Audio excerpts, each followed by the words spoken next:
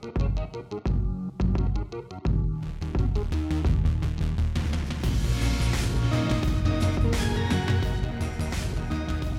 Nerf Herders, I'm Addy Thomas. I am Ben Milton. And today we have got a special guest with us. This is exciting. Yeah, we got David Adams with us. How you doing, David? I'm so happy to be here. I'm so excited to talk some Star Wars Rebels. I'm so excited to be here. Exactly. We're going to talk Star Wars Rebels. We just finished watching the finale again. Like, this might be my third or fourth time watching the finale at this point. I like your commitment. Yeah. I mean, David and I actually just finished watching from the entire back half of season 4. So basically from the episode with Kanan's death to the very end of the series. So we got basically a 2.5 hour movie. A version of the end of Rebels, which was great. It flowed incredibly well. We're going to talk about that. We're going to look back on the whole series and also kind of look forward to see what we kind of expect, what we theorize, what we're going to see from Filoni in the future. But before we get there, just want to remind you that you can go to our website and check out all of our podcasts. Not only do you have certain point of view news and reviews and special episodes like this one, you've also got Another Pass with Case Aiken. We've got the Scruffy Nerf Herders, a Star Wars D20 story. Then we also have our newcomers of Fun and Games with Matt and Jeff. Yes, thank you. It's good. Take us a little while to get used to that because it's great to have their company on with us, legit gamers who also know what they're talking about. Not us. Yeah, not us who just talk about World of Warcraft when it's a gaming episode. By the way, when are you coming on, David? He's not. He's not a gamer. I'm not a gaming guy. You gotta do World of Warcraft. I'm not a gaming guy, honestly. World of Warcraft's not a game. It's a lifestyle. Do you know? Here's my lack of commitment to gaming, and you'll find it disturbing. Is this going to be the game that I bought? Adonijah has purchased me multiple games that I have just never played. Yeah, like I bought the multiple expensive edition. Computer I bought the games. special edition of Star Wars: The Old Republic when it launched. Never opened. Never. Sir. I know. I feel really bad. What sucks is I could never find we could never find the email to try to use that code for somebody else. Oh, that's so disappointing. And that's why that game has pretty much failed. Yeah. Thanks, David. It's your fault. It's my bad. Because you didn't play. If you had played, that game would still be. Yeah, so I guess this episode is quickly turning into a shame episode. Yeah. A little bit. Yeah, there was a piece of Star Wars that failed because of you, David. How does that make you feel? I'll see myself out. I'm really sorry. No, it's just that we're so obsessed by it. Addy and I were doing Quest this afternoon together because my kids were asleep. Yeah, well, they were alone. They left me alone for 2 hours, so I was like, I'm playing WoW. That's what I'm doing with my life. And it was just a quiet Saturday afternoon. You with me. You just want you to come. No, with David's us. not a gamer. We miss you. Yeah, I'm not a gamer, but man, I don't know how you do. I don't know how your first break from your kids, you're being like, wow, I have to play WoW, and not being like, wow, I have to go to bed and sleep. Well, that's often a thing you do, too. I do get a lot. I sleep at really odd times, at work. Yeah. Well, see, that's when you're a contractor like Ben, sometimes you get those kind of privileges, like finding an empty office where you can go to sleep. I just sleep. I really hope that all of your employers listen to this show. They don't. Yeah, Believe me, they do not. This is the last place they'll ever find me. Well, don't forget, you can find all of our podcasts. Please rate, review, and subscribe to them. Just go to our website, certainpov.com. Let's get right into Rebels. So, that finale. Oh, I think that's one of the most satisfying TV finales I've ever seen. I don't think there's... not just because it's Star Wars. Right. But because it's so well done. Yeah. Yeah. Yeah, sorry, go ahead. I thought the most striking thing, and this is something that Addy and I have talked about from Rebels Recon, is the way that the ending really reveals that there was no filler. Even the Purgle had a purpose throughout this show. It really struck me throughout the entire last season, but particularly in that last episode, how the entire story arc of that series really does fit together. They're always drawn back to Lothal. Lothal has this strange connection with the Force that's very powerful and intimate. Which is something you actually picked up on a whole lot earlier than I ever did, because I remember going into Season 3 when we were talking about it. And I know you were not crazy about Season 3 overall. I was a little bit more into Season 3 than you. But I remember you going into it, you mentioned, like, I wonder if they're ever going to reveal, like, what's special about Lothal. And I was like, oh, I didn't really think there was anything special. Until I did going into Season 4, I did the entire rewatch of the entire series, and it was like it really shows up a whole lot more just to see that there is something like the Empire is giving special attention, and the reason why Vader is even sent to all of this. Grand Moff Tarkin is part of it early on. So like it's like we get some big characters because of how special Lothal is. All because of that temple. Yeah. Exactly. That the Emperor's looking for. Yeah, that really ties it all together. It's amazing. The whole arc of this, and especially this back half of the season, what it does is it pulls everything to Lothal, and then at the same time with that temple expands the entire universe out in a huge way. Yeah, like massive universe changing ways of how we think of the Force, what the Force is capable of, and just how characters can interact with each other in new and exciting ways that is breathtaking. How brilliant of a storyteller Filoni is. Yeah, it's unbelievable how good that guy is. Just a cool parallel, kind of in not just in the finale, but the entire back half of the season. The Force became so much more of an issue, not an issue, but of an asset.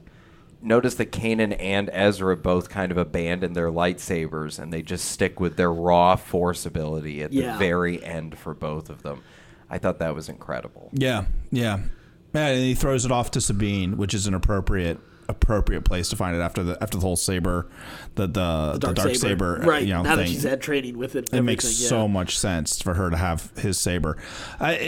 And we were talking about this when we were just watching, because I was able to come in for the last episode and watch it with you guys. But just the way that Filoni shot this and directed this final episode fit so perfectly in. Like, it felt beat by beat, shot by shot. Like, from the time where the Emperor starts his temptation of Ezra, it feels so much like Return of the Jedi. Yes. When you watch that, you're like just how long the shots are, the dynamic between like all the action happening and then the very quiet, subtle seduction of the dark side with Ezra. Like it matches up so perfectly with Return of the Jedi, with the music and the way it cuts back and forth. It's brilliant. You can tell just how close Filoni was with Lucas and understands that style of storytelling. It's brilliant. Absolutely brilliant. Absolutely. Something I'll add to that, you mentioned the music. Someone who I don't think always gets enough appreciation is the composer for the Rebel soundtracks, and he was also the guy who did the Clone Wars soundtracks, which I am so happy, like the full soundtracks are available on Spotify. Yes. Those are great to listen to. But Kevin Kiner has done a great job of doing something that is very much in the vein of what John Williams does, and uses plenty of Williams' work, but also adds onto it in interesting ways with Lothal's theme, with Thrawn's theme. Thrawn's theme with the organs is so haunting. I love it. So haunting. Absolutely love it. And the different, themes for, like the music for Sabine with the Darksaber, all of that music really serves in the same way that the original trilogy's music. And one of the strengths of the prequel trilogy is the music. I know you're it's shaking really your head. Problematic for me when you say strengths of the prequels. Yeah. I know. It's just a problem. Because it's funny because that term applies to both Star Wars and Lord of the Rings now. Strengths of the prequels is an oxymoron usually. But with specifically though, the music has been really stand out. I liked the Rogue One soundtrack, but I would love to see Kevin, now that John Williams has said that he's going to be done after Episode 9. I'd love to see Kiner kind of be the Star Wars soundtrack guy for the movies, if that's a possibility, because he does a great job of keeping it in. Give that man all the money he wants to do it. Just whatever he asks for, go ahead and say yes. Exactly. You're going to make it up. You'll be fine. You're Star Wars. You're all right. If I may ask you guys, so okay, well, I think we're all on the same page. We loved the finale of the series. Yes. That being said, is there anything just in that last 90-minute segment that if you could change, you would? Is there anything that you thought could have been improved or maybe didn't agree with you? There were, you know what? It's funny. So you mentioned while we were watching, what did I think of Rook? I would have toned, like, as I was watching the last 2 episodes, I started to feel like, okay, I'm a little tired of Rook getting thrown off a building and he's always landing on his feet and he's always like, all right, he's always going to be able to escape from danger. His way down. Yeah, and which, I mean, it works with his character, but they could have toned him down just a little bit. It's such a minor change, but they kind of made him a little overpowered at times, I thought. But, you know, it worked well enough. It was either going to be him or Chopper. Like, Star Wars right now has a real problem with overpowering its droids. Yes. Or like R2 in the original series, like he was an astromech, like, and that's kind of all he did. Like he had one job, and that was to fly a spaceship. And a hacker. Yeah, he saves he could open doors and he saves Amidala. Yeah, but no. Well, but then the prequels is when he go overboard. Yeah, and then all of a sudden he gets jetpacks and oil slicks and flamethrowers, and then Chopper like takes that to the next level. It got a little much for me with the droid. Yeah, with the droids. Well, BB-8 has gone like is crazy, insane. Like he can pilot a walker. Yeah, just randomly. For some reason, Chopper never and I think this is a virtue of it being an animation. That Chopper never felt like he jumped the shark the way that R2 did, because like R2 did a little bit in that opening scene for Revenge of the Sith specifically. Yeah. When he takes down the battle droids. Yeah. But yeah, and BB-8 does BB-8 in The Last Jedi. Out of control. He is completely out of control. Yeah, there's no need for the Force if you have an astromech, apparently, because they can do everything. Well, yeah. Well, I mean, I'm not as opposed to it as you are, but Chopper is definitely my favorite droid in the Star Wars universe for sure. But because he's a little unhinged. He's a little unhinged. He's kind of grumpy, in a way that, like, you kind of assume R2 is a little bit, and you get a little bit of that in The Last Jedi when he's swearing at Luke. Oh, yeah.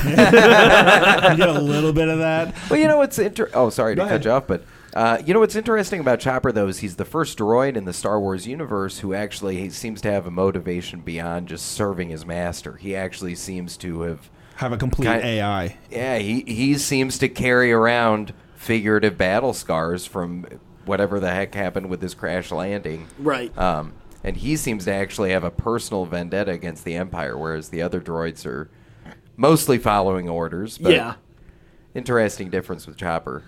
Yeah, it's weird. Like it's unclear in the universe right now exactly what kind of autonomy do droids have.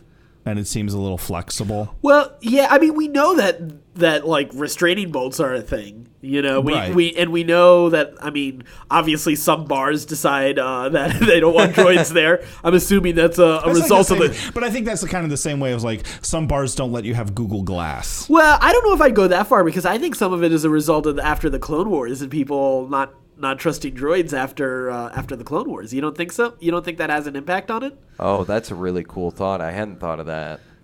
It never really occurred to me because the clones weren't robots. Yeah, the clones aren't robots, but the Separatists were all like droids. And people would definitely carry that around. Yeah. I guess. Yeah. I mean, it wasn't a robot revolution, but it's still like, I'm not crazy about being around droids so much anymore. Yeah, and especially in a place like Mos Eisley, where it's kind of like, you know, you're looking to get away, so it's probably like people who were involved in wars and stuff like that are on the fringe of the universe, just trying to, like, you know, PTSD and all that kind of stuff. So I think like we can retcon that, and that makes sense. That makes sense.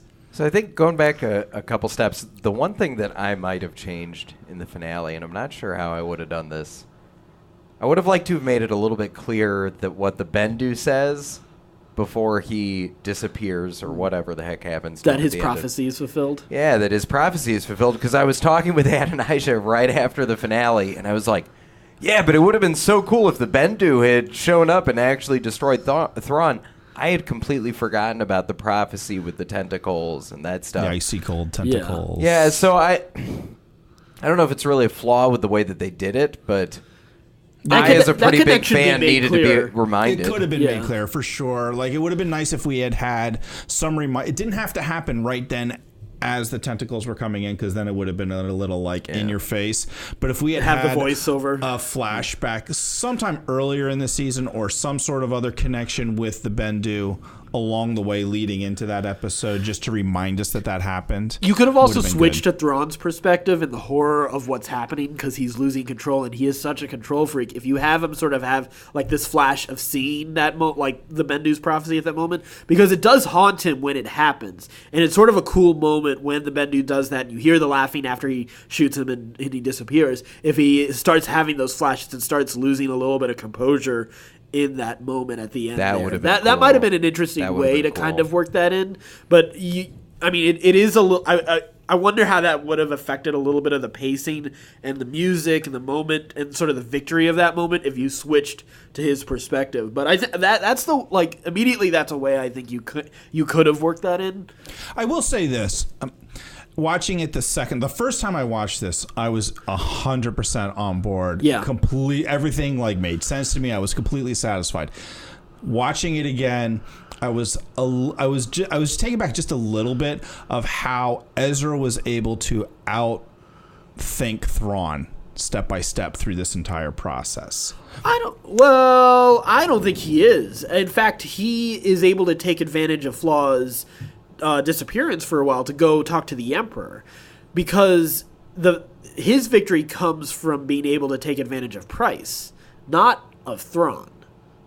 Yeah, but his whole idea though is that like telling what's her Sabine, just be ready. You'll know what to do. Sure. Is him like realizing there's a good chance Thrawn comes back. He sets into motion the idea that he's gonna need the whales to come back. Yeah. Like he outmaneuvers, he outthinks Thrawn through this entire process. Yeah, but and to me, it takes Thrawn down just a little bit. Just a little bit. I don't know if I'd go that far. I see what you're saying. I do think part of it is because they do build up that something has changed. The Emperor says it. They say it in reference to Kanan's death as kind of now opened up other paths. And sort of Ezra was taking that time to meditate to see what those different options were, which is, Thrawn is someone who clearly he doesn't have disdain for the Force, but he does feel it's a little, like he calls it like the Jedi don't use it well. They don't use it properly as a weapon. He fails to understand the Force and its ways. So I think ultimately it's not so much that that Ezra necessarily outmaneuvered him, is that the trust in the Force is still what's more important.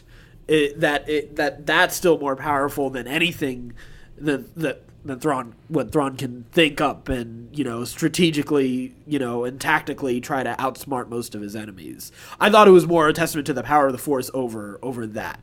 That was my interpretation of that, though, because even with all of that, like even though they still they were still backed in a corner, like he was still gonna destroy the planet. I felt Ezra was still, and even though we know Ezra and Thrawn are alive, according to Filoni especially,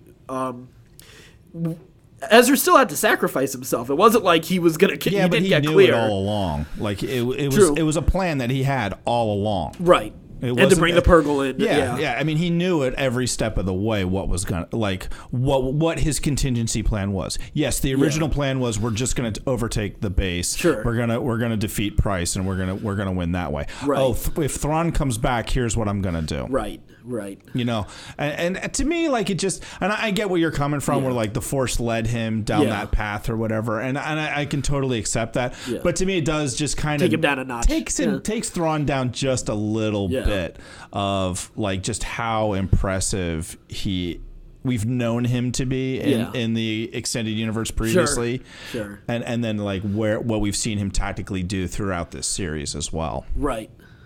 Yeah, it would be interesting to see if there would have been another way that they could have had the rebels still, quote unquote, beat Thrawn but not undermine his authority at all. Because I interpreted it the same way as Adonijah did. I kind of took it as a victory of the Force over Thrawn. And it is. Yeah. It totally is, because that's how he does it. Like he says, because his little soliloquy at the end where he's giving his explanation of what happened, which really isn't an explanation at all, as you pointed out. it's just him saying, well, I saw a lot of different possibilities, and this is the one that I chose. Yeah.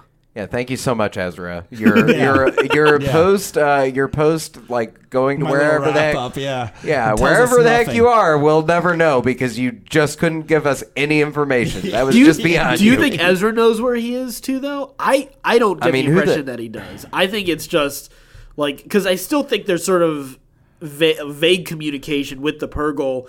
Just enough to because the way he interacts with nature, and this is always so you mentioned like when did you think it was going to be the Purgle, and I was like the moment the kid says it's a frequency and it's a what, I was like, oh, it's going to be space whales, and part of it I think is also we've seen how the way Ezra interacts with nature, because this is one of his gifts, his ability to interact with animals and to understand them. You see it with the Purgle, you see it with the wolves and multiple other species as well throughout the series. So it's always kind of been building to this, but he's also kind of mentioned that because of the nature of the Force, they won't always necessarily be on his side, that they are in this instance on their side, but they're on the side of the Force, not just not them necessarily. So I kind of have this feeling that, he's out somewhere, but he doesn't know like exactly where they're going to drop him off, Yeah, I also imagine his communication with them had to be at least somewhat impaired. Yeah. While he's holding the door closed, he's holding Thrawn in place.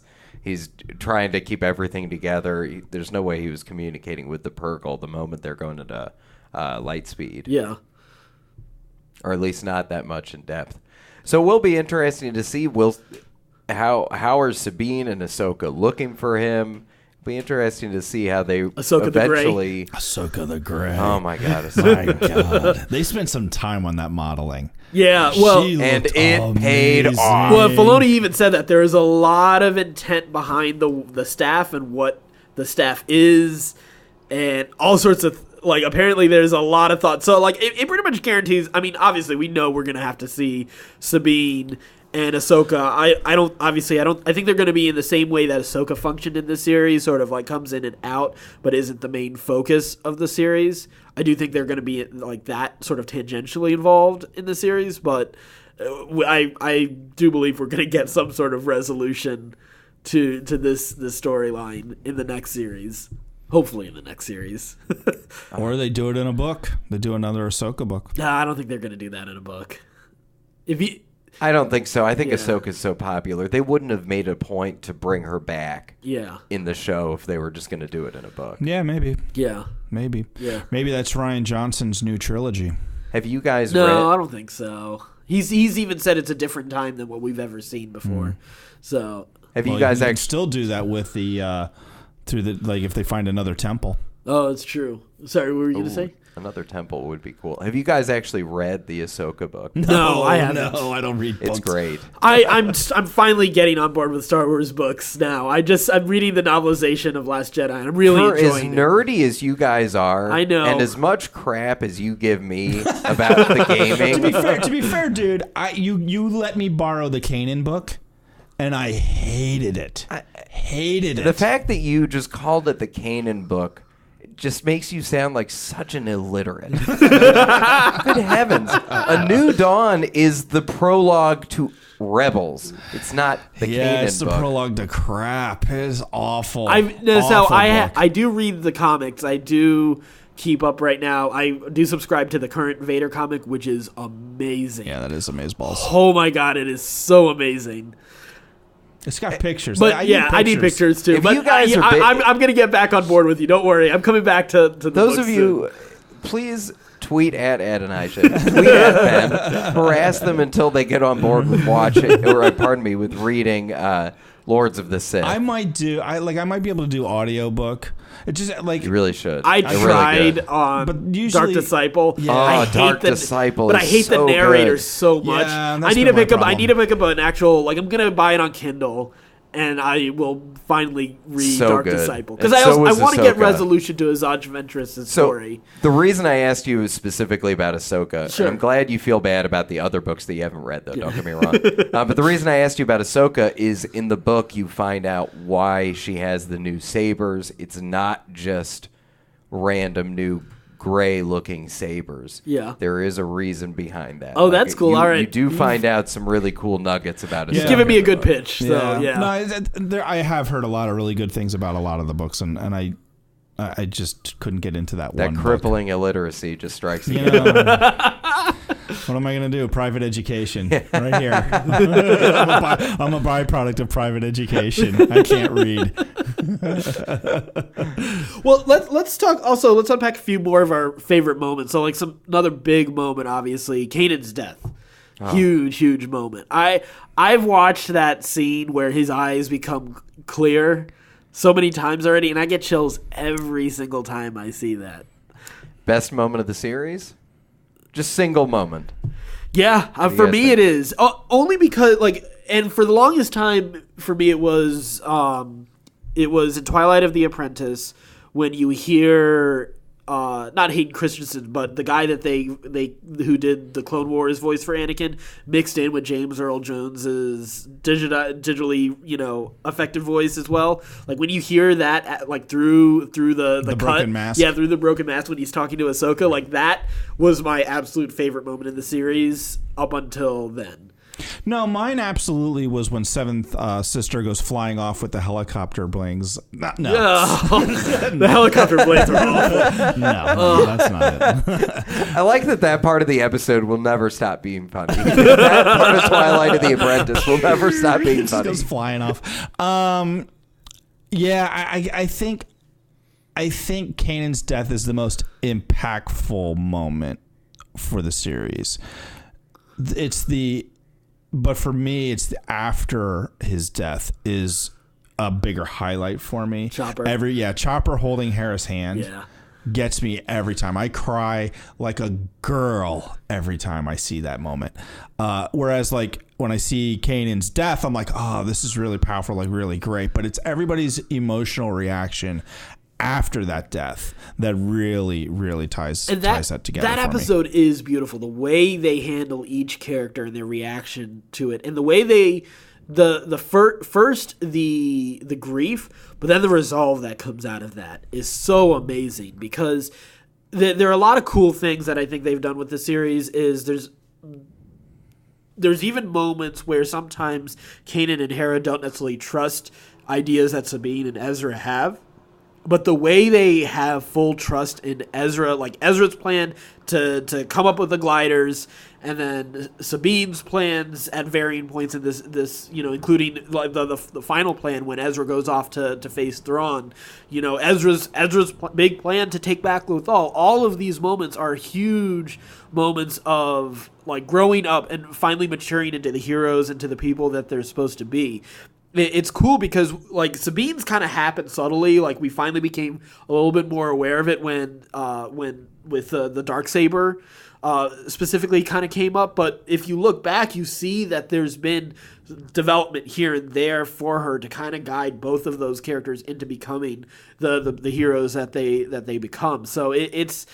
I think that's what's so beautiful about that episode, not just from the taking sort of like the fragments of who they are after Kanan's death, but what it does to move their characters forward. Who they become as a result of it. Yeah. Exactly. Yeah, and that's why I think it's the most impactful moment of the series is Kanan's death. It's because it changes everybody. It changes, as we were saying earlier, the dynamic changes. Everything changes after Kanan dies. And I'll also add to that, the other thing that I find so amazing about that moment is that this is a moment that's completely earned by what they did in this series alone.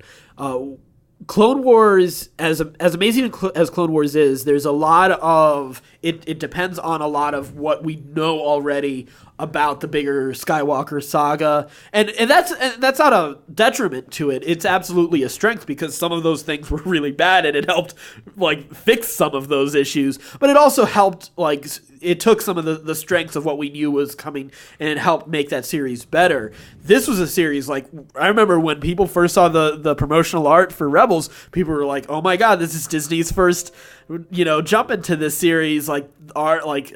I don't know how I feel about this. This feels a little too kid friendly. Like people were calling Ezra like Aladdin. Like there was all sorts of like because he was an orphan on the streets. There's a lot of a lot of anger about this. Yeah, there was a lot of doubt going into this series, but Kanan as a character had like this moment was earned pretty much purely by what's happened in Rebels alone, 4 seasons of Rebels. Nothing else in the Star Wars universe has really helped us endear ourselves to Kanan or to Ezra or to Hera and Sabine and Zeb and Chopper.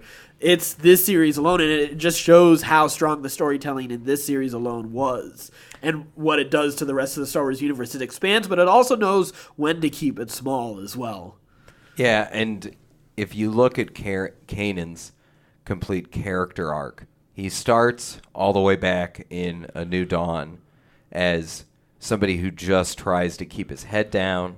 He tries to he helps people if he has the opportunity, but he doesn't if he can avoid it. He goes from that to literally stepping in front of the line of fire to save his friends and his family. And when you think about where they went from the beginning of Caleb Doom to Kanan Jarrus's ending, it's a really incredible ride. It's a really incredible ride. I would also say that it's the best just single moment in the series. I still think that I like Twilight of the Apprentice a little bit more. Yeah. Only because that was the first episode of the series where I really saw them taking the series and injecting new life into the Star Wars universe with the series, with what happened with Ahsoka and Anakin and everything else. And just the novelty of that first experience with how amazing Rebels could be, that still kind of beats out that moment or that episode entirely. But boy, that moment in his eyes, I mean, what an incredible moment. So let's jump over to the war. I keep on wanting to say the war between the worlds. The world between worlds. So we obviously time travel now introduced to the Star Wars universe. Like that's a big deal. We've said it before on previous episodes, a certain point of view, but I do want to point out again. I love that they've sort of localized the use of time travel, that they haven't made it an ability that people just have, because that opens up too many possibilities, and then you start having X-Men problems, and multiple universes, timelines and multiverses, and all sorts of stuff. But it's really cool that you needed a specific location to get to this spot. Now, of course, there may be other locations, but I do like the existence of this place and what it can, the potential it has. Yeah. Well, the potential. Well, we only have one location that's been destroyed. Right. Filoni has said there may be other ways. But we don't, as of right now, we don't know if there are. Right. There probably are. And I think that they introduced this whole world between worlds concept at the perfect time. Like what we're seeing with Last Jedi and what Thrawn is really hinting at is the Jedi really don't use their power correctly. Yes. Will future Jedi access to this world between worlds, will this be some new way that they can maybe quote-unquote more properly use their power? Or will there be a temptation to go beyond what they should be doing? I would have loved, this is just a crazy theory out there that I'm sure is not right, but I kind of like the idea that maybe Plagueis, because Plagueis is sort of credited with sort of creating Anakin. Mm-hmm. Like he's the one who's really behind the virgin birth of Anakin. Mm-hmm. That maybe he did it from here as bringing the Skywalkers into the Star Wars universe was something that maybe happened from this location to change things for a dark or maybe even a greater purpose. Who knows? We'll see by the end of the Skywalker. Well, he may have intended it to be dark, and or maybe it ended up Force. Yeah, the Force gets to do whatever the Force wants to in this universe. Exactly. That's an interesting idea. Yeah, I'm sure it's not right. That doesn't make a lot of sense to me that you would need to time travel to impregnate Shmi. Like, doesn't make much sense. Like, if he was powerful enough to impregnate her, he wouldn't need to time travel to do it. He would just do it, I guess. Yeah. Although I assume although he should be dead by the time Anakin is. Oh, we don't know. Yeah, I don't know. Did you read the Plagueis book? No, I haven't read the Plagueis book. Yeah, that one's not even canon anymore either. It's not. Oh, it's legend. I think that one is still canon. I thought the Plagueis book was just before. I don't remember. They're books I can't. I know, right? I gotta look up our whatever guide that there is. So that's an interesting. I don't buy it. It doesn't make a lot of sense to me. It seems like the kind of thing like he could just do if he was strong enough in the Force to stop death. Yeah, and stuff like that. Although you could use that as the excuse, like that's how he stopped death was by going through those portals. And changing time. Exactly, yeah. And that's how Palpatine knew about it. And was looking for it. Right, and Palpatine seems to have some sort of access to this, so maybe, yeah. Yeah, it really makes you wish that we could actually use this world between worlds and prevent the Phantom Menace. Yeah, but if we didn't have the Phantom Menace, then we wouldn't have Clone Wars. You got to think about it this way. If you don't have Clone Wars, because it'd be like saving Kanan and not letting everyone else escape. David, we wouldn't have Dave Filoni. Effect, man. Butterfly effect. I better go. My mind is already starting to hurt. It does make this very simple universe much more complicated. I don't think this universe. I think the Star Wars universe was already kind of. It was with Legends. Yeah. With getting rid of Legends, it's reset a couple things. Like now we don't have the whatever the little lizards that Thrawn had used to be something that suppressed the Force. And Filoni said he was not planning to bring that in, but he just threw the lizards into the art just as a nod to them. But which is good. It's kind of dumb to have lizards, a living thing, not be affected by the Force. Which is a part of all living things. Right, and even non-living things are still aware of the Force. I mean, like a droid can see Luke's Force projection. We saw C-3PO could see it. We also know that you can live inanimate objects without any sort of without any life with it. It's not like non-living things are not affected by the Force. Right. So, it's. I'm glad that they left that out because that's a weird. I don't know if that's a path that they need to go down with Star Wars. At least not yet. We'll see. And if they start running out of ideas again, then they can bring and that's what that felt like to me. So we had the World Between Worlds. We also have, let's see. So we've talked quite a bit about the finale. Let's back it up a little bit more into this overall season. We also had. We sort of talked about this, but we also had the cast of characters that were around Ezra and company at the end. Mm-hmm. What I thought was also really cool is that these are all characters who have been touched by Ezra in different ways, and people he's put his trust into all along the way. That even people sometimes who've betrayed them, but that along the way they still are doing this for Ezra and they're willing to do it. It's something that I think again, like from a lessons for kids type of thing. Since these are still stories for kids. What? the whole idea of like bringing people together and sort of this found family idea, I think I'm glad that that's still a part of this particular version, this particular adventure into Star Wars as well. So let me ask you this: best Rebels finale at this point? Best just season finale? Yeah. Twilight of the Apprentice. What's interesting is I guess for me, I would have two separate answers. Yeah. Just best overall episode, this one. Yeah. Best experience watching, Twilight of the Apprentice still for me. So for however you want to take it, I think those would be my two. Yeah, I mean, there's a lot. I mean, there's some amazing moments across the series. I mean, let's also we talked a lot. We're talking a lot about Vader and Ahsoka in that. Let's not forget that was also the episode that brought Maul back into the Star Wars universe after Clone Wars. This is very true. Like that, there's a lot of cool stuff that came out of Twilight of the Apprentice. And something that I will say, just in general, kind of piggybacking along with Twilight of the Apprentice, for as amazing as the Clone Wars is, and I do think I still like the Clone Wars a little bit more than Rebels.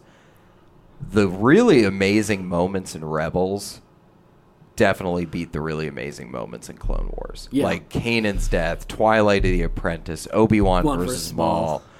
Darksaber. The Darksaber trials. Yeah. And the really highlights of Rebels are absolute jaw droppers. I would put them up against the best moments in the series. Yeah. Rebels for me outshines Clone Wars. Yeah. In a lot of big ways. It's not not just that. I love I've said this before. My favorite part of Star Wars is the mysticism of Star Wars, and this really doubles down on it in really cool ways. To add to your list there, the Bendu, the Temple on Lothal, Ezra interacting with nature the way that he does.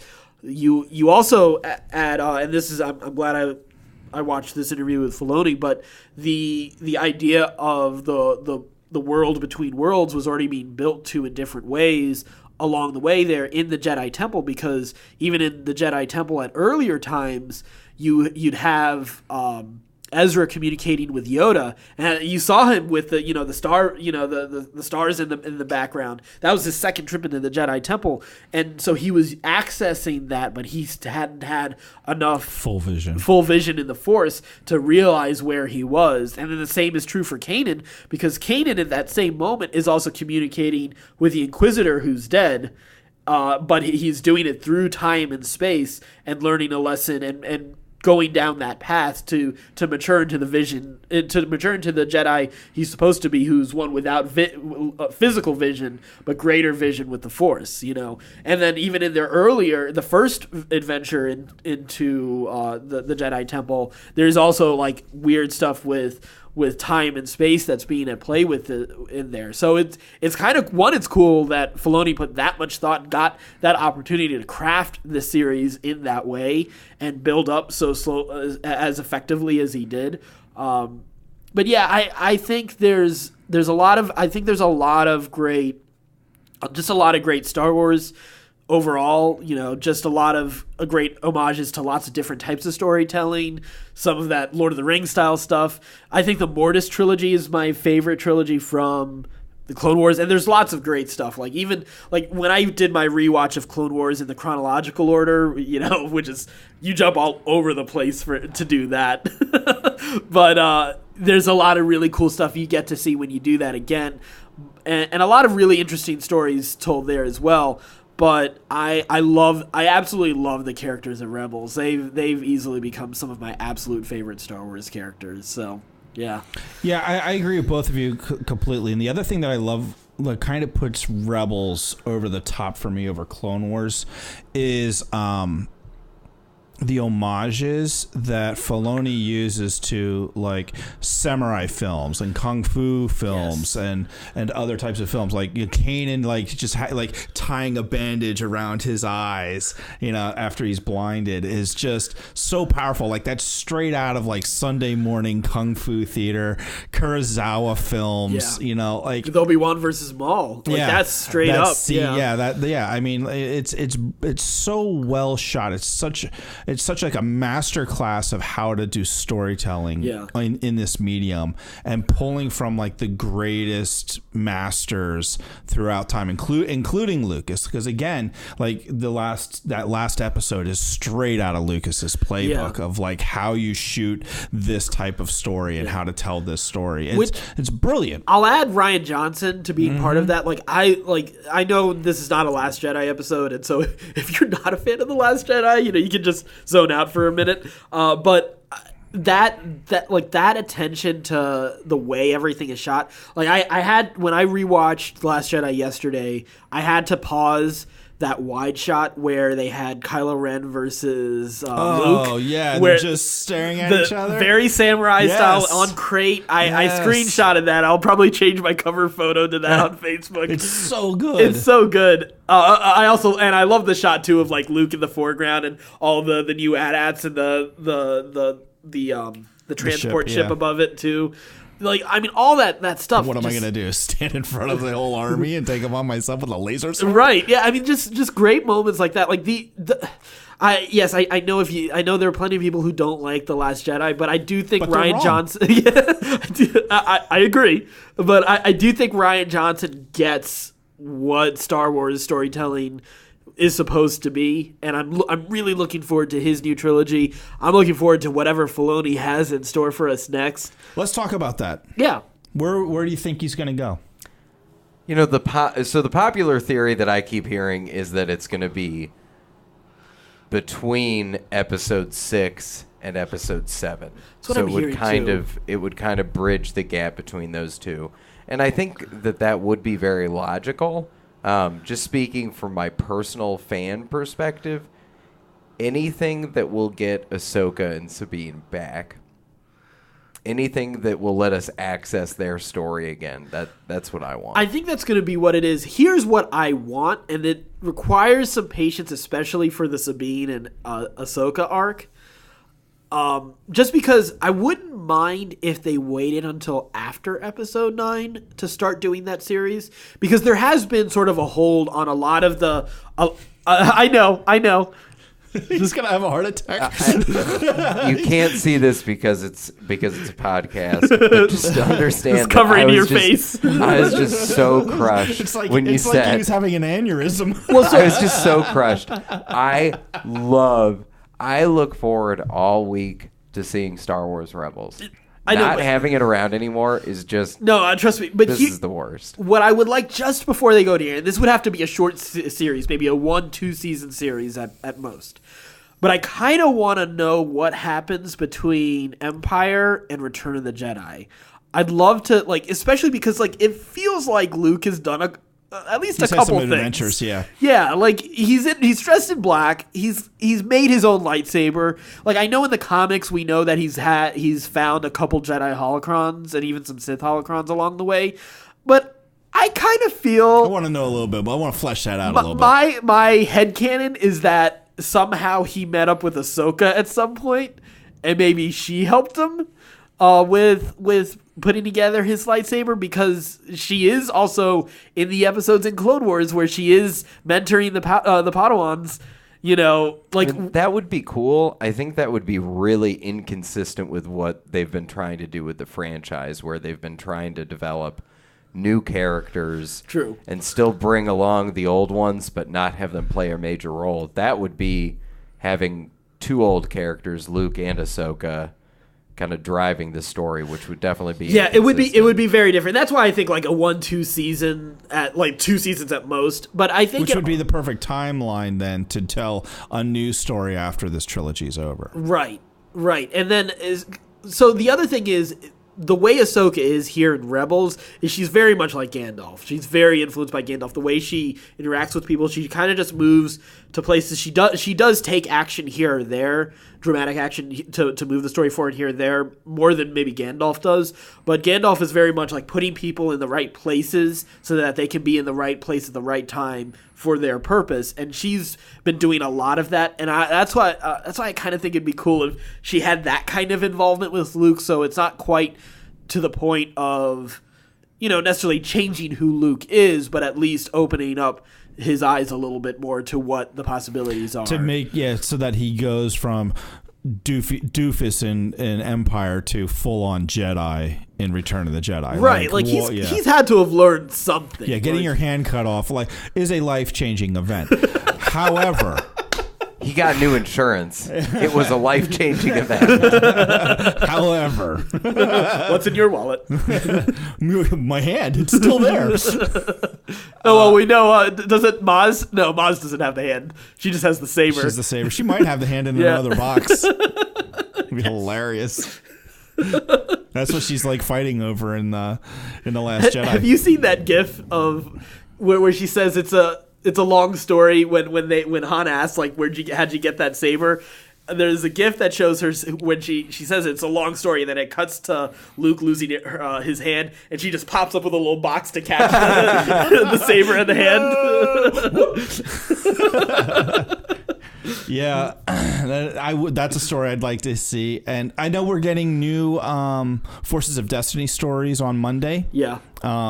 So we'll have some Star Wars tales that are going to be coming out from the ladies. So maybe we'll get a little Ahsoka and Sabine in that process to tie us over. That would be fun. And maybe we might even find out how Maz got the saber. In yeah, this. I doubt that. I feel like they're going to do that in a movie. I feel like that should be. No, that's going to be a comic. Really? That's a comic or a book. Yeah, there's no way they're doing that in a movie. That's a comic moment. I feel like that's doing Forces of Destiny. Okay, that's disappointing if they're going to mention it in the movie. Well, I feel it's kind of like the way they did C-3PO's arm. Yeah. I feel like that's that kind of thing. Yeah. You know. That's fair. That's Yeah. fair. I wish that they would satisfy me by doing that stuff in the movie. Well, see, next you time end up with like a 17-hour movie to satisfy See, everybody. next time, That's great. Yeah. Next time they'll be prepared for you, and they'll have a little pop-up when Maz says, "That's a story for another time. Check out the comic." Oh, I thought you said there's going to be another special edition of Return of the Jedi where she actually does pop up and grab it. well, it's funny you mentioned Return of the Jedi because like there's a theory going around that she's a Jawa in Jabba's court. Yeah. In Return of the Jedi, that she's like learned how to navigate the underworld, and that she's I know, pretending to be a Jawa, or no, that she is a Jawa. Because we've Jawa. never seen what a Jawa looks like underneath all of Yeah, maybe. I mean, maybe she's just a Wookiee too. I mean, if we're just making We don't know stuff what's up, underneath why all that not? fur. You shave a Wookiee, who knows what's underneath there? I don't need to. Yeah, we don't need to talk about shaved Wookiees for sure. No, not on this show. Yeah. Save that for scruffy nerf herders. Yeah, that's the weird stuff that happens there. So any other thoughts? I think things you noticed. I think Filoni going forward, because it's the question I asked. I'll answer my own question. That I think you're gonna get between Jedi and The Force Awakens. Yeah, I ultimately think so too. They are. I think I heard that there was like Star Wars Resistance was a trademark recently taken out. Mm-hmm. Now, of course, that could be for a variety of things. I mean, games, books. Solo a Star Wars story, is obviously on the way real soon. I did hear that they do have a partnership with Solo Cups, by the way. Duh. It just makes sense. Synergy. I do hope, and we've mentioned this before, but Adventures of Luke Skywalker. I mean, it makes sense. Mark Hamill does plenty of voice work. He loves animation. He's in all sorts of cartoons still.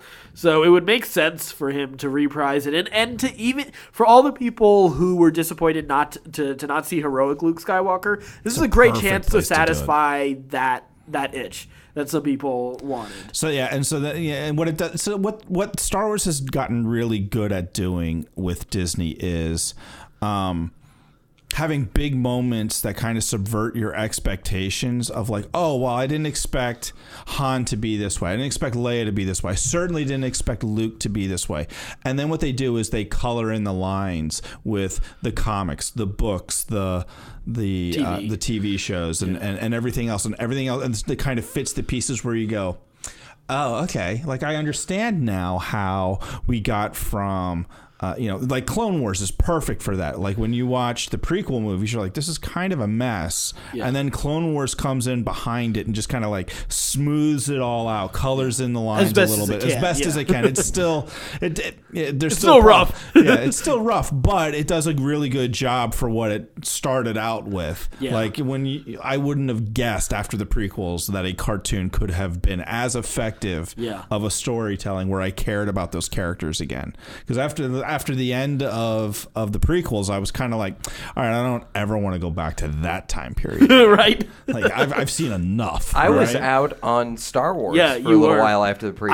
I had to get him onto Clone Wars. It took him. We were early adopters. We watched the premiere live. Yeah. You guys were first movers. Yeah. I was way behind. You're ahead of our time. We usually are. We usually are, though. But no, you got to get in on this WoW thing, man. It's going to be really big. 11 years after. Yeah, someday soon I hope to get the internet. That's what I'm hoping I have these for. floppy disks with AOL on them that I'm hoping to install sometime soon. AOL's a little bit too high tech. Slow down, boys. Slow down. Earthlink is where it's at.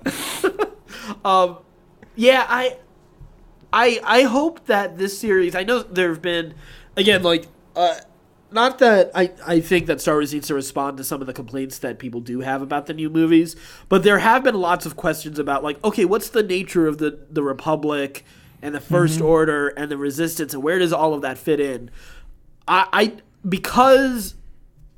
And this is always a weird thing, because we were talking about this with Thor 2. Earlier today we were talking about your rewatch of some of the Marvel movies going into Infinity War, and Thor 2 isn't as bad of a movie for you. Like, it's mediocre, but it's not a bad movie in your opinion. Correct. And part of what I don't like about Thor 2 was a lot of the promotion for Thor 2.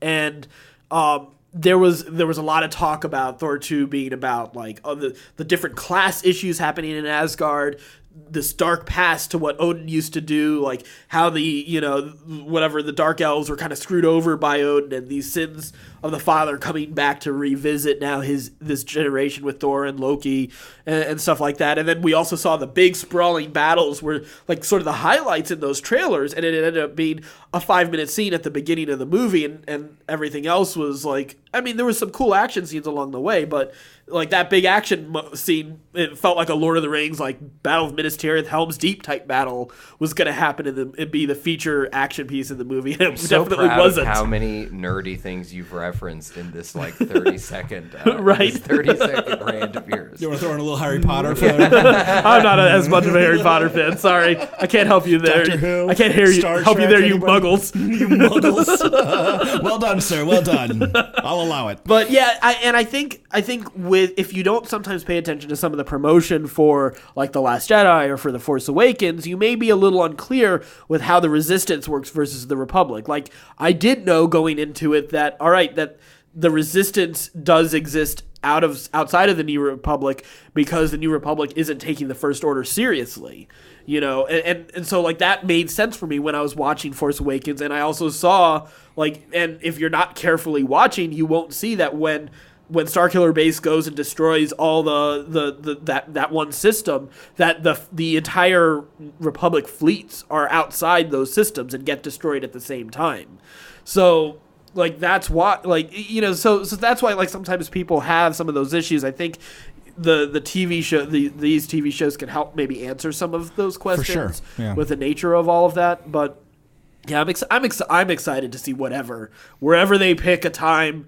Whatever Filoni has in store for us. Well, I'm here's what I excited can for. guarantee you: if Filoni's doing another, We're getting some Star more Wars, Ahsoka for you're sure. getting more Ahsoka, and you're getting more wolves. Yeah. Yes. I thought the wolves were.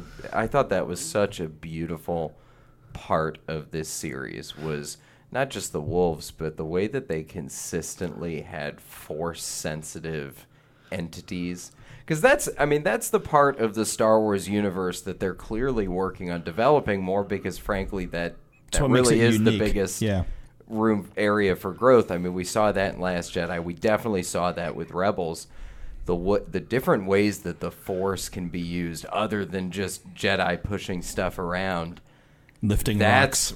That's where the real growth for the franchise is. Which is something, you know, going back to sort of the state of the new trilogy, one thing, and I mentioned this to both of you guys already in conversations outside of the podcast. I've also said this on the podcast, but that Starkiller Base is something that I wasn't a fan of in Force Awakens. Why? It was so different than the Death Star. It was so different and original. But I mentioned this to you. It would have been cool if they had come up with something kind of like the world between the worlds, as sort of the MacGuffin that they were kind of that Snoke was trying to get, and that the Resistance was trying to get a hold of. Maybe something a little bit more mystical. I think it would have also helped some of the people who weren't prepared for the mysticism of The Last Jedi. It would have been a little bit of smoother of a transition from Force Awakens to Last Jedi if they were going after something more of an artifact or something like that in Force Awakens. And that can also explain sort of the reawakening of the Force and how powerful Rey is and how powerful Kylo Ren is because of these, you know, artifacts. And I mean, I guess we're getting Infinity Stones with the MCU. I mean, it's not like Star Wars couldn't have their own version of Infinity Stones at this point. But I think that might have helped a little bit especially because this final trilogy seems to be a lot about the nature of the Force and expanding things into the bigger cosmic picture of what's happening with the Force. I don't know. That's just sort of my thoughts with all of that. I don't know. I don't disagree with you, but I think you run into like a challenge with having two sets of like massive armies fighting over a magical MacGuffin that only 2 or 3 people in the known universe can use. Right. Which doesn't make a lot of sense. It makes more sense to fight over a political physical threat than a magical MacGuffin. Like when you really think about like, okay, like if I were to put all my resources in, am I going to put it all, like, am I going to put the might of the galaxy into finding a magical MacGuffin, or am I going to put it into making Starkiller Base? It's probably going to go to Starkiller Base because it's the more practical, understandable thing to do. Sure. So I think like just from like a practical storytelling aspect, that I think that's why you can't do that coming out of the gate and rebooting Star Wars. I think you almost are forced to do Starkiller Base, or it wouldn't have been Starkiller Base to me. Like it was too Death Starry, but some sort of, it should have been. It needed. You think it still needed to be a super weapon of some kind? Yeah. I actually disagree. I actually think it would have been way cooler if they had done something mystical. Would have been cooler. Not arguing on that point at all, but it just doesn't make a lot of sense. I mean, in Lord of the Rings, you have people going, like, all sorts of armies going for the ring. And also, the other thing for me is this new trilogy is about not just doing the same things as the originals did. It's also about finding new ways to expand the Star Wars universe. And I think that would be one. It most definitely would be one. But again, we're looking at it hindsight. Yeah. Of like, oh yeah, Star Wars is back. Well, I mean, yes, you're thinking podcasting, of course we're But you're thinking of it in terms of the soft reboot to kind of reassure everybody that Star Wars was back in the right way. And also just from like a common sense, like Rey could use it, and in theory, Luke. Yeah. Like 4 people in an entire galaxy could use something like that. Sure. I mean, it doesn't make sense. It makes an interesting story, but it doesn't make sense. That's fair. That also might be really hard to pull off in a live action movie. Yeah. Maybe. As opposed to an animated show. True. Yeah. That's very true too. Yeah, because you kind of because they have really kind of reinvented the Force. Like nobody has said the word midichlorian.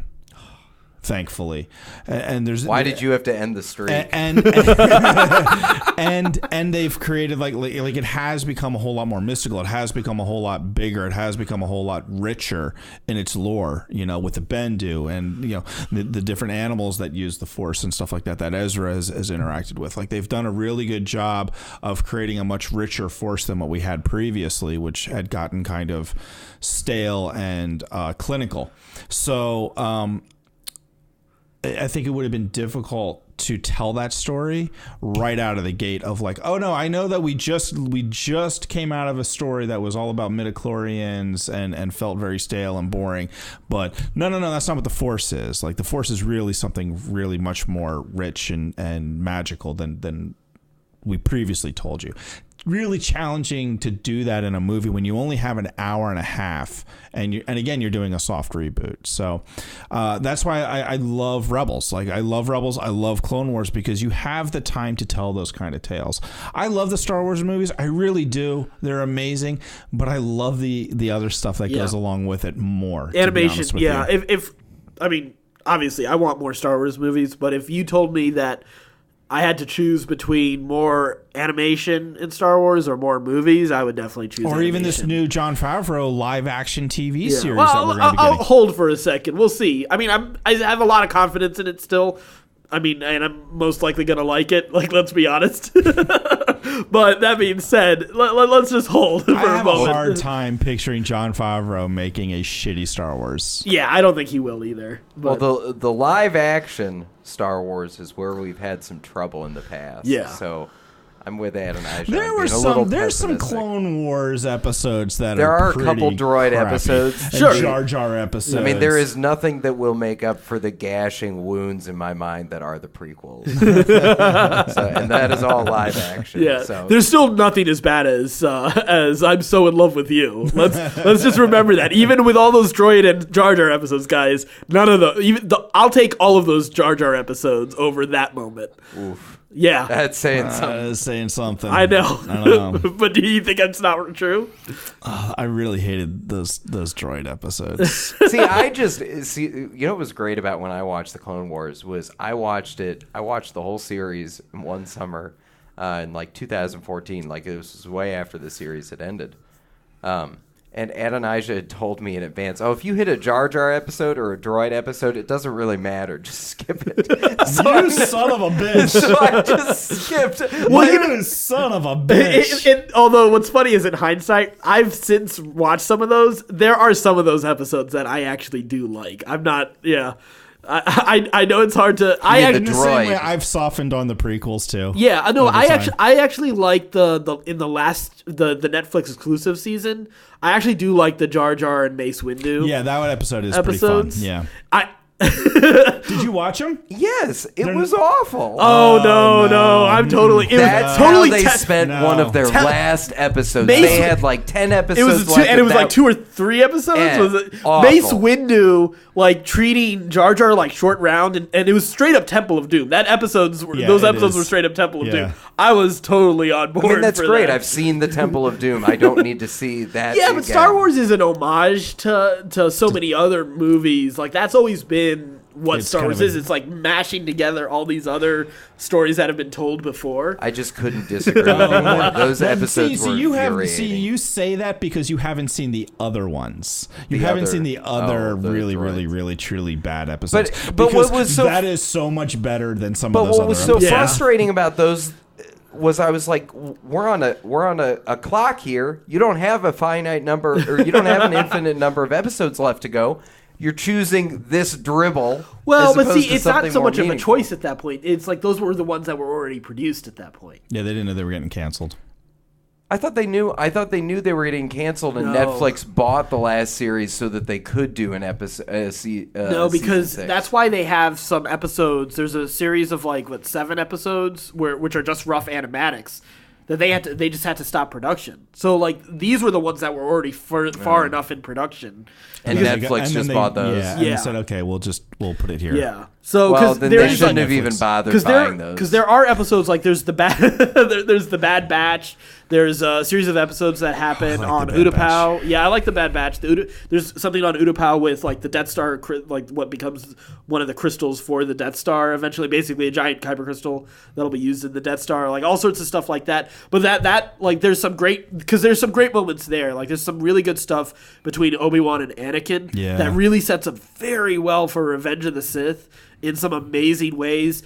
It's tough to watch because it's rough animatics. Yeah, I couldn't make it through that. It's amazing. It's worth it for the storytelling. I just couldn't get through it. It's worth it for the storytelling. You know what it may be worth is if you just listen to it, because it kind of plays better that way, because you still get the great voice acting from James Arnold Taylor as Obi-Wan, who is just incredible in the series. Yeah, so that helps with sort of the brotherhood between them, and really does a good job with that. So, it's a shame they didn't get to finish that, but I've kind of come to terms with it. Because they also took the ones that were too early in the concept stages, like Dark Disciple. The novel was based on a series of 4 episode scripts that Filoni had prepared for the end of Asajj Ventress.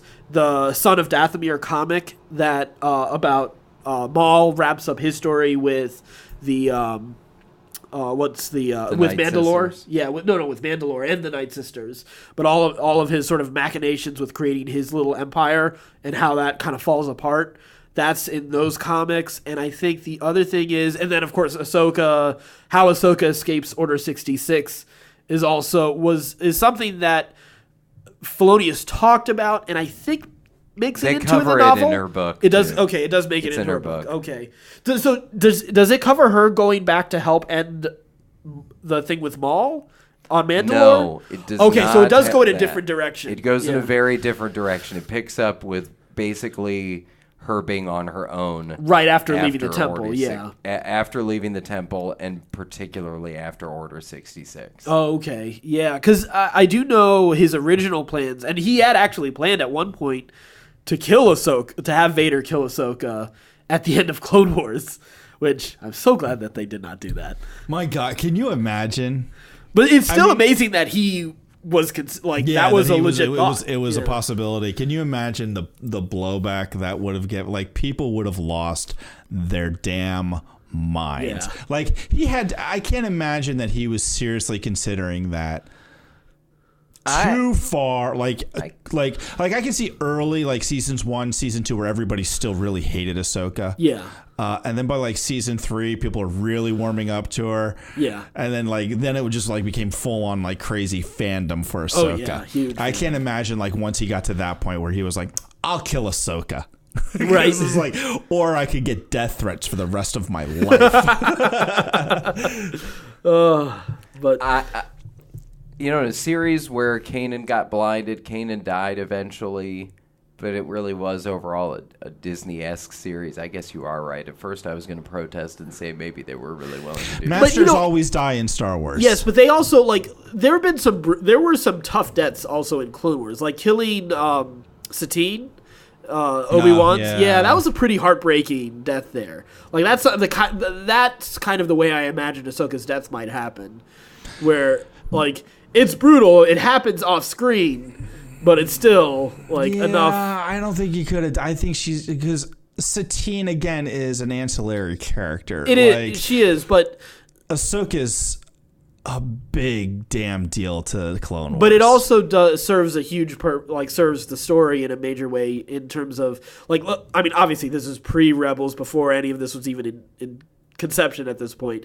But if you are trying to turn Vader into a bad guy, that, it does make sense for him to kill a major figure from his past, someone who is part of him holding on to good. It adds to that story of man, there really wasn't any good left in him, and it makes Luke redeeming him that much more powerful still.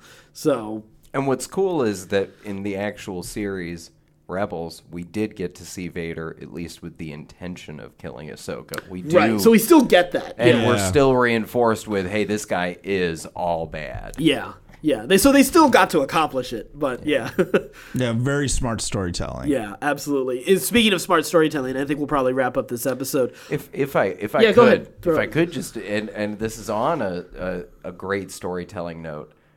The thing that really impressed me the most about Rebels, because we're kind of reviewing the whole series here, I guess, a little bit, was everything that I loved about Star Wars. I felt like got touched on in that show. The thing that I think everybody loves about Star Wars in their own way is that first time that you saw it and you felt like your eyes were really opened to this crazy new galaxy where all these different things are possible, and you see all of these personal fears and struggles that you have in some way, shape, or form being carried out by these other characters that you can really empathize with.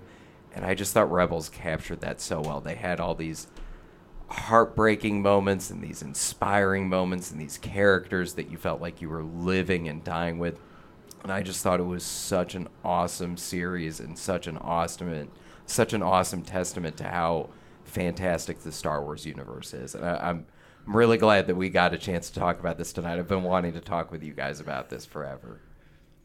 Yeah, I think you're right. I'll pile on to that a little bit. I think that speaks to the strength of the originals, this new trilogy, and Filoni's Star Wars as well, is that these characters are all relevant to us in some way. They feel relatable, that their experiences are things that we have either felt or aspire to in some way or another. And obviously the prequels aren't quite able to establish that because they are a little bit foreign and distant in some of those aspects.